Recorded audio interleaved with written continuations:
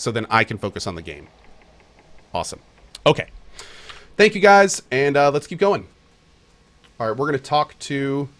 Here we go. A round-faced, balding man turns to face you. His upper lip is pulled upwards slightly by his pointed nose, exposing his upper teeth when he scowls. Oh, hello. What is the meaning of this? That's exactly how I thought he would sound, too. Let's see. I heard you were demoted. How did it happen? That's none of your concern. Did one of the others put you up to this? Ardmir, that smug weasel. Things went wrong. Everything. I don't know how. I'll never know. He spits on the floor as if to remove a bitter taste from his mouth. I'd like access to the North Ward. Out of the question. Those patients are in isolation for a reason. Your forehead seems damp all of a sudden. Perhaps I should discuss your insubordination with the head warden. You smug cretin. How dare you come down here and meddle? You have no idea the importance of my research. He balls up his fist and digs his teeth into his index finger, a growl simmering beneath his breath and a deep scowl compressing his face. Fine. Speak to them for all the good it'll do you. I'm sure the discussions will be fascinating. He pulls a heavy key from one of his pockets and nearly slams it down on the floor before handing it to you. All right, farewell. What? Save it. Okay. Now talk to him. What is it now? Ethelmore told me you're not supposed to be doing any more experiments. Yes, well, Ethelmore hasn't done much good for anybody since he has his soul moved into an inanimate object. So I fail to see why I should let that sway me. If animancers all followed the commands of their leaders, where would they be? We'd all be as backwards and willfully ignorant as Ridceris. We would know nothing about life or death or even ourselves. We would be lost in the dark with no clue as to why. I never thought I'd find myself in agreement with a statue, but Ethelmore's right about this fellow at least. How easily ambition masquerades as prudence. I'll bet he's fooled even himself. You toy with things beyond our comprehension. Seems to me we're still in the dark. Show you there are other paths that don't involve risking lives.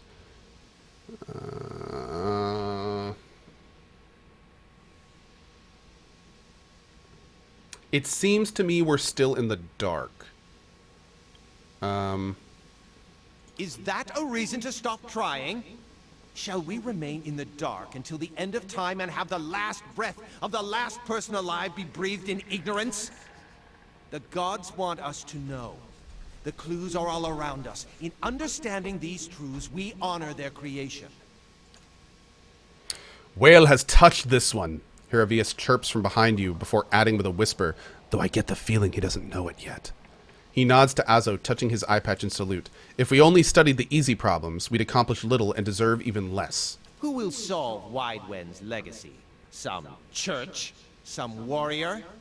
It will be an animancer, or it will be no one at all. Have you tried your experiments on any other subjects? I have, yes. No point in lying about it, now that Ethelmore's involved. I asked for volunteers from our patients, and a few brave souls came forward. I was very close at one time to a breakthrough. They understood that. They understood their sacrifices would mean something. Looking for an expert on awakenings? Yeah. Okay, well, that went a lot better than I thought, because we didn't get in combat. But I really wanted to hear more about that device he had created. And we didn't get to. Maybe some of the people we're going to talk to are going to do that.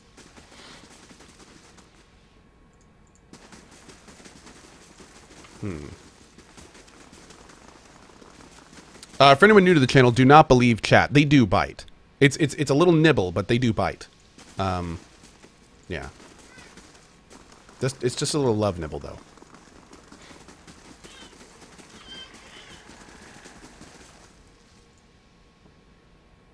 I guess it's this one.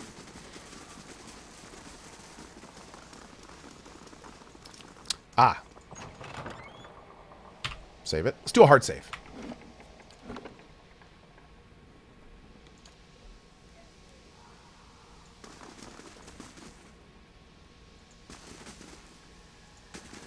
Quietly now. Who sees us? Wait, can I can talk to the door? Oh! Thundering sky, rain of blood, innocents must drown. Oh, good. Okay. Okay. Oh, absolutely. Some supporters would like their support read out. Let me do that super quick here. We've got Arcor, Callus, Opria, Monism, MK, Tengi, both getting subs from the Boatman. Thank you for that, dudes. Also have Beelsman Bracket, Mr. Cake God, welcome back to the sub club. Biscuithead, Superdan, Kazuma Cat, thank you for that, dude. We also have Der Schneiderman and Revan with the 26 months, with his birthday happening next week. Thank you for that, Revan. Looking forward to celebrating that with you. We also have Stalem, Zeris getting a sub in. Stalem 8's Darkymon with the 34 months. Crumbs in. Thoris with only 2 months. Thank you for that. You've been here since the beginning of the 4-year challenge. Awesome, buddy. Make some time. Demusis, MG Hype, Give Bluehawk, Scaldig, Nedovo with the 8 months. Seaman with the 35. Galava with the cheer. Thank you for that. Risen 1 with the 1,000 cheer. And Lord Feus with the double sub. Thank you very much. I appreciate it, guys. Awesome. Awesome, awesome. And thank you again, Xanthoris. Appreciate that, dude. Okay. Oh, we can open this door? Crazed patient. Can I talk to him? No, I can't. That's a bummer. These poor people. This isn't the treatment that they were promised upstairs by the cushioned seats and lush carpets. Is that the cure for soul sickness? To be thrown into a cell and subjected to the whims of your captor?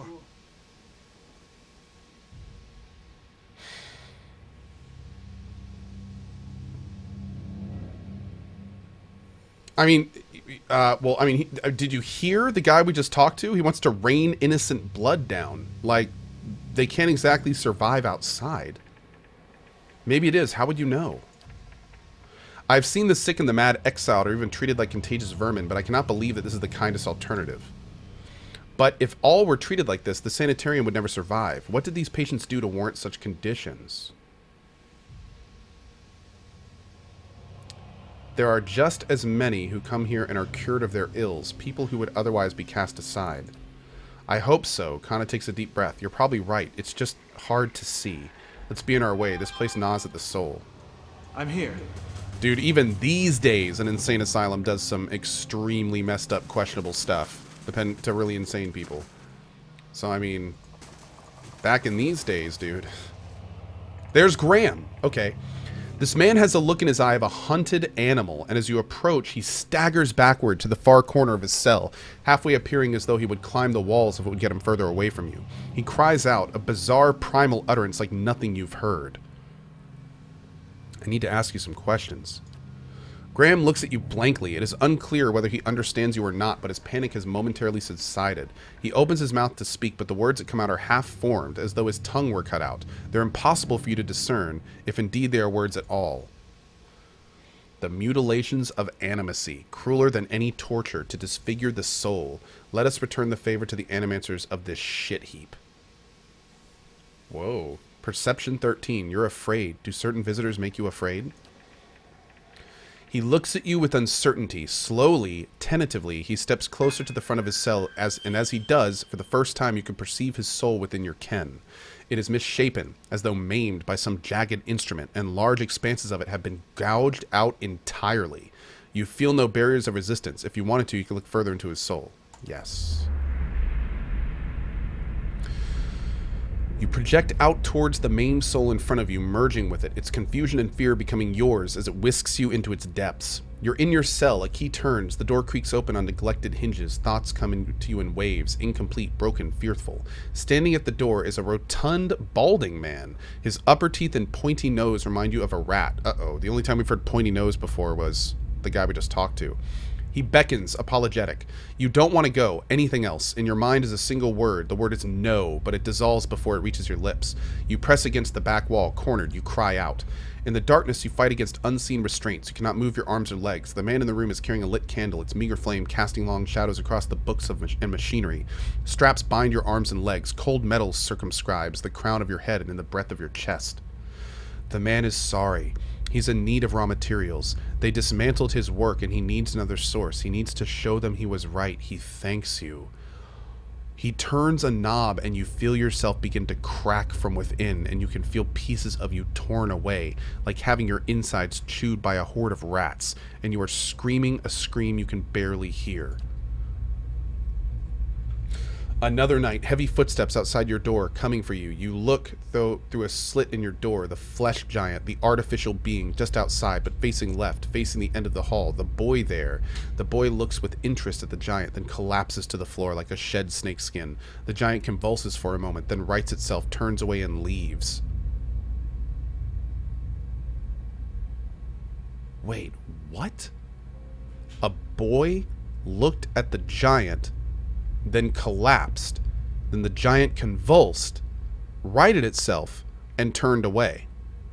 So did the boy move his soul into the giant? Graham looks at you, still wild-eyed, but somehow more present. He nods at you, then walks back to the end of his cell.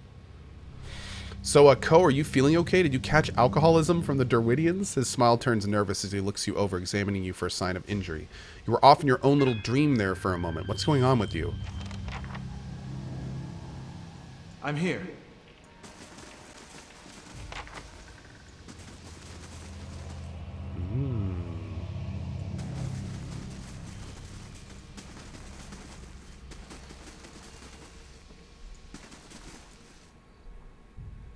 Usgrim.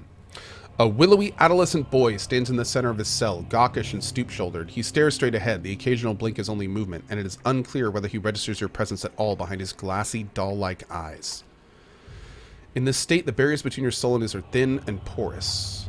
You close your eyes and edge forward towards the boy's soul as you near. A sudden malaise comes over you. You are cold and warm all at once, sweating and shivering and straining for breath as you did on the caravan journey. The soul you approach is the wrong one, a parasitic plant that strangles its host. It is predatory and pitiless, and you have crossed paths with it before. Too late does it occur to you to retract, and already you feel yourself plunging into some indeterminate abyss of thought and memory. You are standing in a cell now, the same cell in the sanitarium. The halls are moonlit and empty, and you are waiting. At the far end of the ward, the door opens, revealing a flesh golem in silhouette beneath the stone archway. It makes its usual rounds, the same stop every time, the misbegotten child of despondent creators.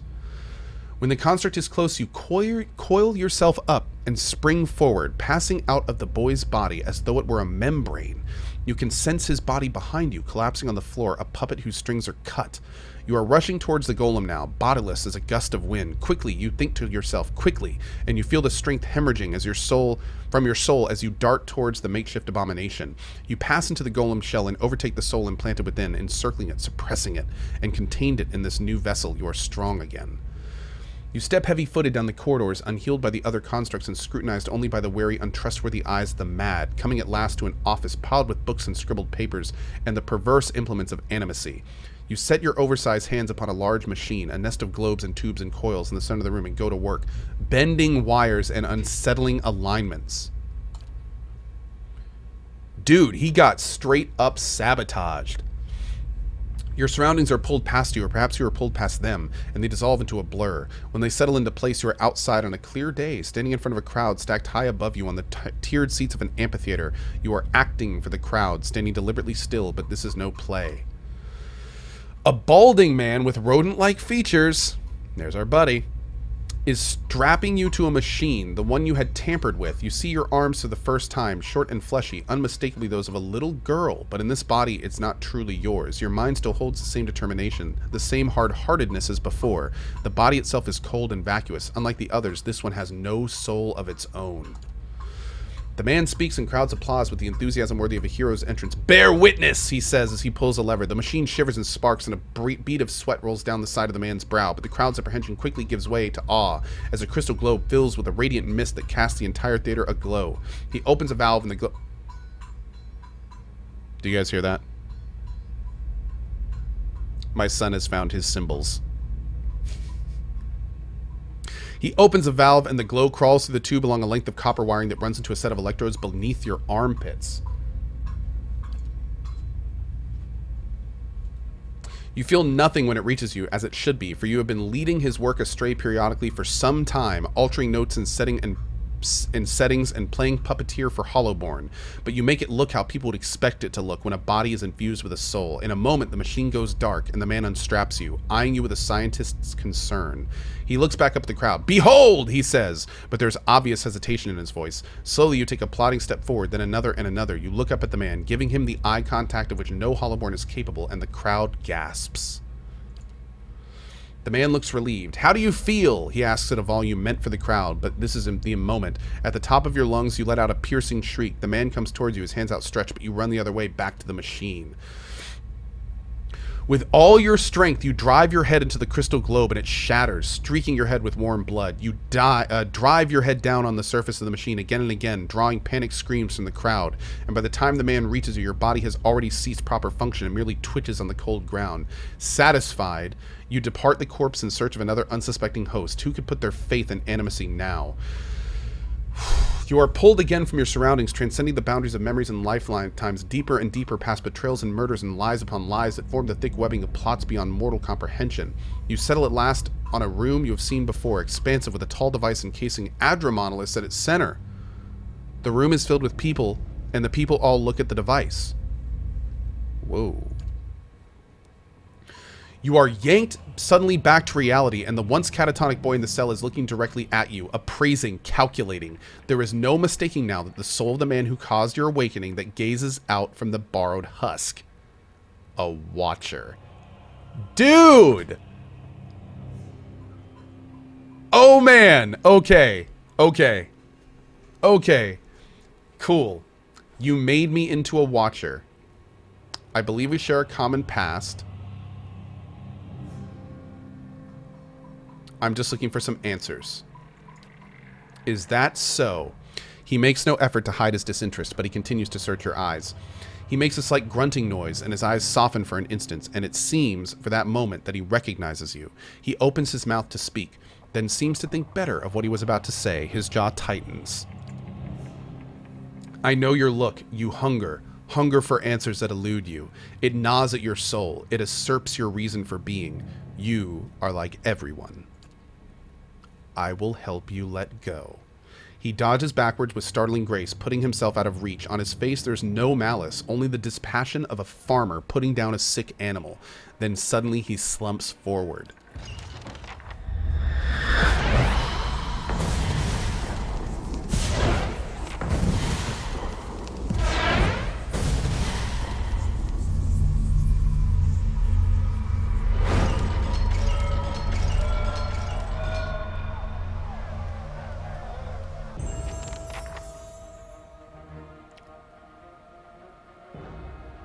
Shit.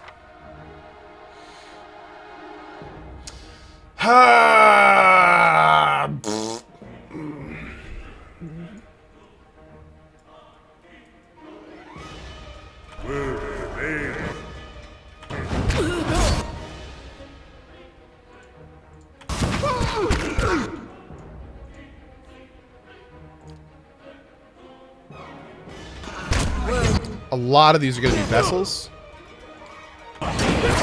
There we go. Let's get this second. Let's go ahead and shape shift. Where are you? Are you up front? You're up front. Let's go. There he goes. Now, unfortunately, we are in a really bad place right now. Let's pull these guys back a little bit. There we go. Hopefully we can get a little bit more stuff going on here. All right.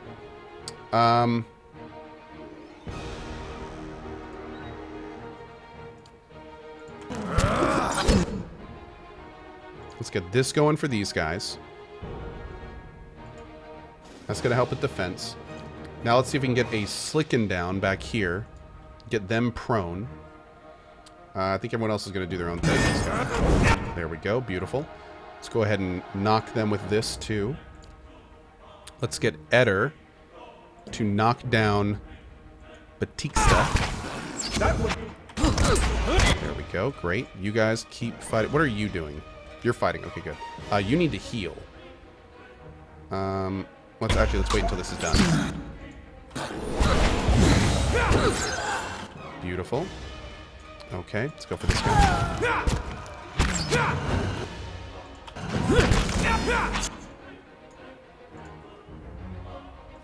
We'll blast this dude. You guys on him.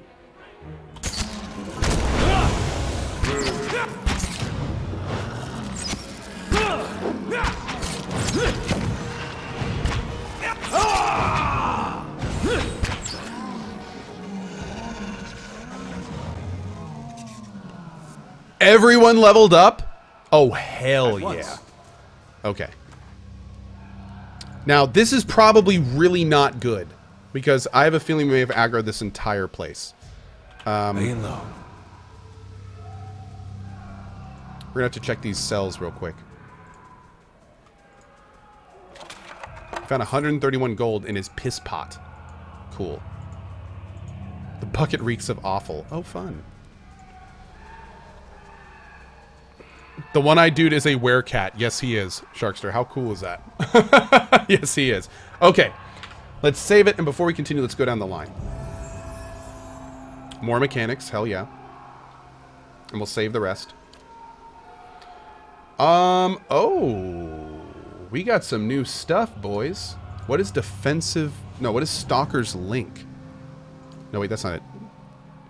Each ranged attack loosed by the ranger contains such force as to fly straight through the first target and hit another behind it for less damage? Badass. Instructs the ranger's animal companion to rush a target, knocking it prone, 2 per encounter? Badass. Heal companion. Ooh. Oh, these are both really good. Oh, these are both really good. I think we'll go with the takedown to start with. I like that for the CC. Stalker's Link is also really good. I like that one. If we coordinate with our animal more, that's a lot of extra accuracy. Let's do the takedown. Let's do the takedown for now. Just because that's a lot of extra CC when we use that effectively. Okay. Next up. Oh, rank 4 spells. Oh, I like the sound of confusion. AoE confuse for 11 seconds. Essential Phantom. Creates a ghostly devil for the caster, causing shock damage to enemies hit by it. Oh, it's like a pet summon. Interesting. Iron Skin, plus 8 damage reduction. Oh, but it's only until they're hit.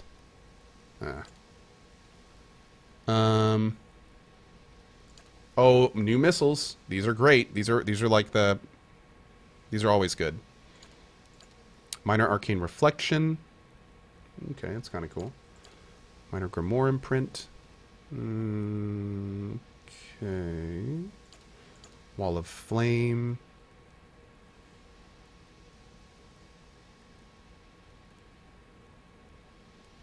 I'm thinking Wall of Flame. I'm thinking Wall of Flame. Pull of Yora. Oh, now that could be interesting.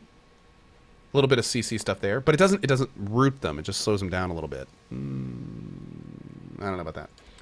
And then a Writhing Tentacle. Summons a trio of powerful tentacles that cannot move but can inflict crush and corrode damage.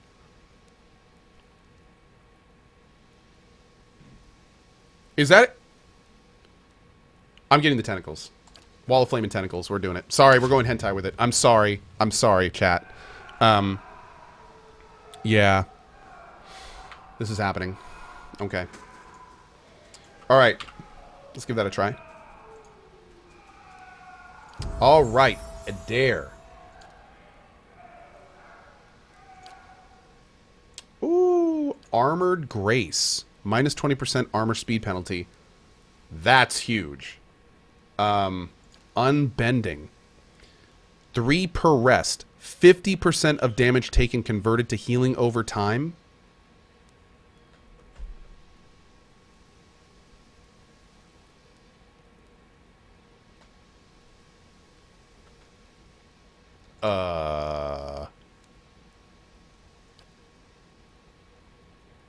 Whoa.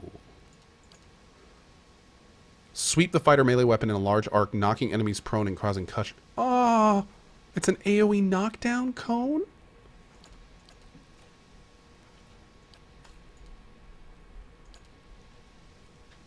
Oh my lord, dude.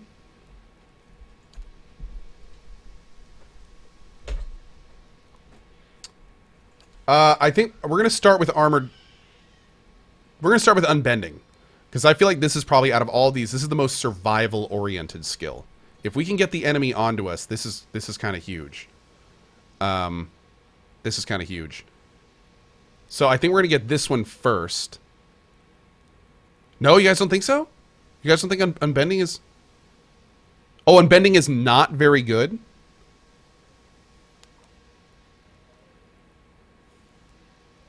Oh, we'll do Armor Grace then. We'll do Armor Grace. Okay. Thanks, chat. Appreciate your input. All right, Priest Bro. Ah, you're good. Oh, he got all new spells, too. Prevent death for 25 seconds. Cool. Oh, big buff and big debuff. That's a good one. You need Dazed and Confused. We can be immune to a movie. Interesting. If only I had that in my teenage years.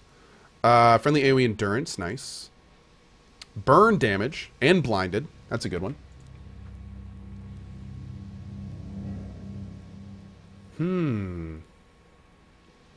Jesus, 106 burn damage?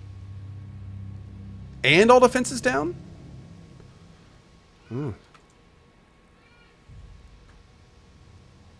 When any ally in the area of effect delivers a killing blow, he or she regains endurance. Interesting.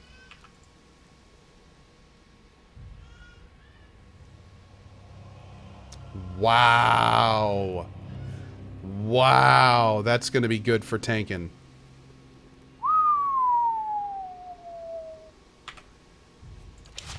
Man, this has been like level 7 seems to be a big level for a lot of these guys. That was the frightened aura. That's the frightened terrified protection. That's the weird thing where they move around, they drop frost traps. I don't know about that. And then minus 10 accuracy against disengaging enemies. I guess the fear one? I guess? It's kind of, this is kind of weird because like this works in an aura around him, but he uses a rifle. So he kind of stays in the back. He doesn't really...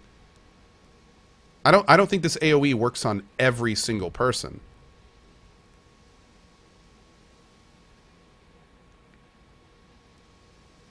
Oh, we could get another first rank. That's true.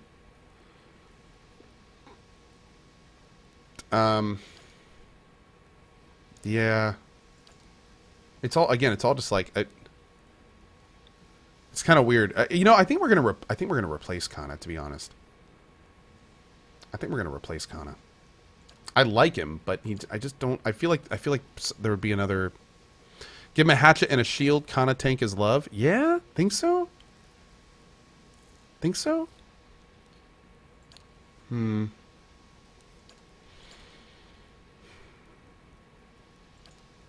We'll do the frightened one for now, I guess.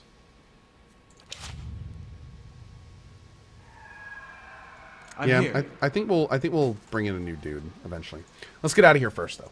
Maybe if we get like a paladin or something, like a really good off tank, then we'll put them in there, and then have like 2 straight up melee bros. Yeah.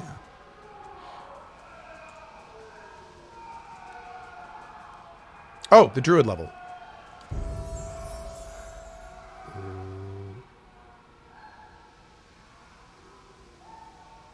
Every point of athletics gives more. A higher athletic score increases the effect of second wind. Okay. Okay. We'll save it for now, though. Oh, that's it. Oh, and he got all new skills. Great. Yeah, we got to remember that this druid is really powerful shapeshifting, but also has really, really good spells. So I need to be using more of his spells as well. Now, is everyone going to attack us now?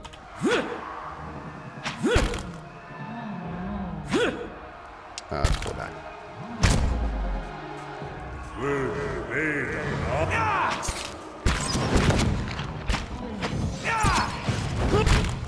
Die already!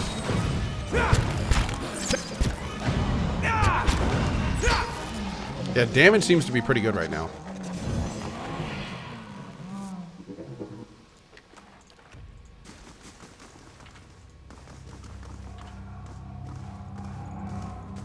Man, are we really gonna have to kill, like, everyone?